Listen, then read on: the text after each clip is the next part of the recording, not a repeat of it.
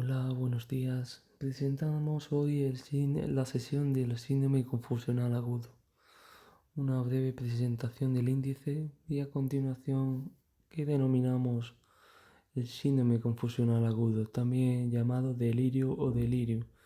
Un delirium sería un aumento de la alerta con hiperactividad psicomotora y autonómica. Pues bien, el síndrome confusional es una alteración reversible de aparición brusca de la atención del nivel de conciencia, fluctuante a lo largo del día, así como de otras funciones cognitivas como el lenguaje, el pensamiento, la memoria, el ciclo sueño-vigilia o la orientación. Suele ser la manifestación de una alteración orgánica subyacente, aunque en la mayoría de los casos el origen es multifactorial y aún no se conocen los mecanismos fisiopatológicos de esta entidad a pesar de haber sido estudiada durante los últimos siglos y se asocia frecuentemente al ámbito hospitalario. Es muy frecuente en la población anciana y que tenga otras enfermedades de base, sobre todo en aquellos con demencia previa, pero puede afectar a cualquier edad y sin patología de base. Es la causa más frecuente de alteración de enfermos hospitalarios, sobre todo de edad avanzada, mientras en mayores de 60 años la prevalencia es de 0,7%, aumenta de forma considerable en ancianos institucionalizados, en unidades quirúrgicas o de medicina intensiva. Se asocia con un deterioro funcional del paciente, el aumento de la mortalidad hospitalaria, alargamiento de la estancia hospitalaria, aumento de las comorbilidades, incremento del gasto sanitario y un ingreso posterior en residencia. Tiene un origen multifactorial. Como base se sitúa el deterioro cerebral debido al envejecimiento fisiológico, una alteración de las áreas cerebrales implicadas en la atención, sobre todo una afectación difusa del córtex cerebral. Estos cambios contribuyen a disminuir la reserva cognitiva. ¿De qué hablamos cuando decimos reserva cognitiva? Sería la suma de la capacidad cognitiva innata más las experiencias vitales, sobre todo educativas y profesionales. Así bien, una reserva cognitiva elevada protege frente al deterioro cognitivo, mientras que una menor reserva tendrá una mayor vulnerabilidad para sufrir un síndrome confusional ante una situación de estrés determinada. A la derecha pueden observarse las causas más frecuentes del síndrome confusional. Entre ellas, el consumo o deshabituación de fármacos o otras drogas, infecciones, alteraciones metabólicas, alteraciones neurológicas o psiquiátricas, alteraciones sistémicas o alteraciones físicas.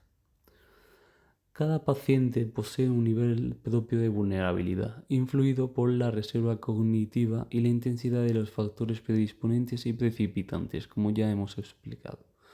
Dentro de los factores predisponentes podemos encontrar la edad avanzada, el deterioro cognitivo, el Parkinson, episodios previos de delirium, la hospitalización, la privación del sueño.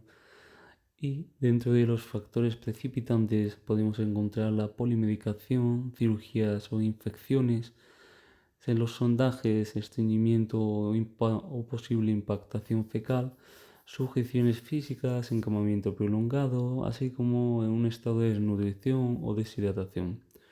Recordar que en jóvenes el factor desencadenante habitual es el abuso o privación de tóxicos tipo alcohol u otras drogas. Dentro de las manifestaciones clínicas a destacar, la inversión del ciclo sueño-vigilia, que significaría una somnolencia excesiva y una agitación nocturna. Alteraciones en el lenguaje, un lenguaje desestructurado, así como en la percepción con alucinaciones visual-auditivas o somatosensoriales, llegando a ser desagradables, o también delirios persecutorios o de grandeza. También dentro de otras manifestaciones estarían la falta de atención, como la alteración de la memoria reciente, alteraciones afectivas con disforia, irritabilidad, ansiedad, variaciones de la conducta, como sería una agresividad reactiva, y de los distintos tipos de síndrome confusional hablaríamos del síndrome hipoactivo, que sería el más frecuente, aunque pese a ser el más frecuente, sería el más infradiagnosticado por pasar desapercibido o confundirse con una demencia. Se caracteriza por una disminución del nivel de actividad, un enlentecimiento del lenguaje, letargia, apatía, bradipsiquia o inhibición. El hiperactivo sería el segundo más frecuente, caracterizado por un aumento del nivel de actividad, presentando agitación, agresividad, confusión, alucinaciones o ideación delirante, típico de jóvenes por abuso o privación de drogas. Y luego quedaría el mixto, que alternaría los dos tipos anteriores. El diagnóstico de síndrome confusional agudo es una entidad puramente clínica, por lo que se debe enfatizar la historia clínica y la exploración física. Además, el pronóstico dependerá de la celeridad con que se diagnostique y se inicien las medidas oportunas para controlarlo o paliarlo. Los criterios diagnósticos quedan recogidos en las diversas versiones de las clasificaciones del DSM-5 o del CIE-10.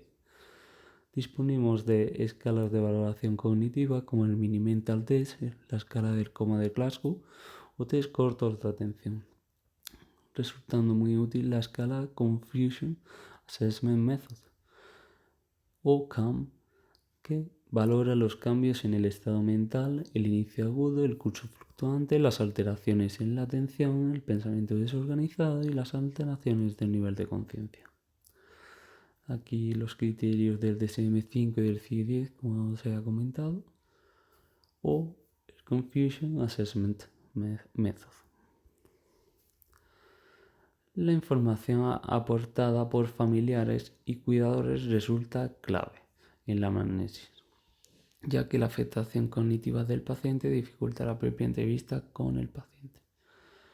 Debemos preguntar sobre las alergias medicamentosas, la profesión, actividades recientes, por ejemplo, para descartar una posible intoxicación, el consumo de tóxicos o antecedentes médicos, quirúrgicos, psiquiátricos, los fármacos habituales que tome, así como las modificaciones recientes y posible acceso a medicación de otras personas o individuos. Interrogar por fiebre, clínica infecciosa o traumatismos recientes. Hacer hincapié en el inicio de los síntomas y de curso evolutivo, situación previa del enfermo, posibles cambios en el tratamiento, enfermedades intercurrentes y en los antecedentes de episodios similares. Y dentro de la exploración física, a tener en cuenta la medición de constantes, principalmente presión arterial, frecuencia cardíaca, saturación de oxígeno y temperatura, principalmente para descartar una posible infección, una hipoglucemia, inestabilidad hemodinámica o insuficiencia cardiorrespiratoria, principalmente para descartar organicidad. Luego también sería esencial una exploración neurológica completa, auscultación cardiopulmonar, exploración abdominal y tacto rectal, valorar el estado de hidratación, nutrición, así como la exploración del estado mental.